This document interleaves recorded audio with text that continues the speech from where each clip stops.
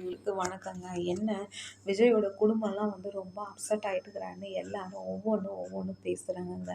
என்னோட விஜய் அண்ணா ஃபேமிலி வந்து விஜய் அண்ணாவ ரொம்ப புரிஞ்சு வச்சுருக்கிற ஃபேமிலி. அதுவும் சங்கீதா சொல்லணுமா, அப்பா மேட் ஃபார் ஈச் அதர்ன்ற மாதிரி இருந்துச்சுங்க.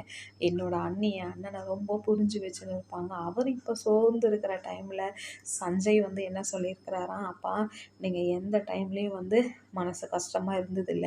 ஆனா நான் பொறந்து இருந்து இப்போ தான் டாடி நீங்கள் இவ்வளோ சேடாக இருக்கிறீங்கன்ட்டு அவங்க பொண்ணு பேசியிருக்கு, அவங்க பையன் பேசியிருக்கிறாங்க. எல்லாருமே வந்து குடும்பத்தில இருக்கிறவங்க வந்து விஜய்க்கு வந்து அவ்வளோ ஆறுதல் அண்ணாக்கு சொல்லியிருக்கிறாங்கங்க.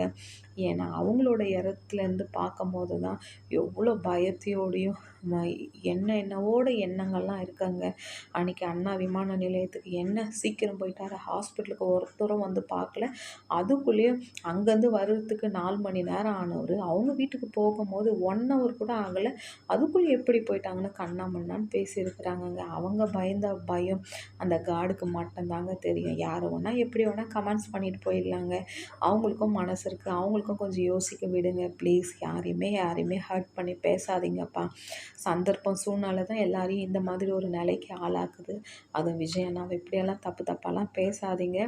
உங்களுக்குன்னு ஒரு மனசு இருந்தா விஜய் அண்ணாக்கு சப்போர்ட் பண்ணுங்க. லைக் பண்ணுங்க. கூட இருக்கிற பெல் பட்டன மறக்காத அமுத்துங்க. நெக்ஸ்ட்டு அரசியலோட லீடர்ன்னு பார்த்தா அது விஜய் அண்ணா மட்டும் தான். நான் ரொம்ப ஆவலா இருக்கிறேன். உங்களோட கமெண்ட்ஸை நீங்க கமெண்ட்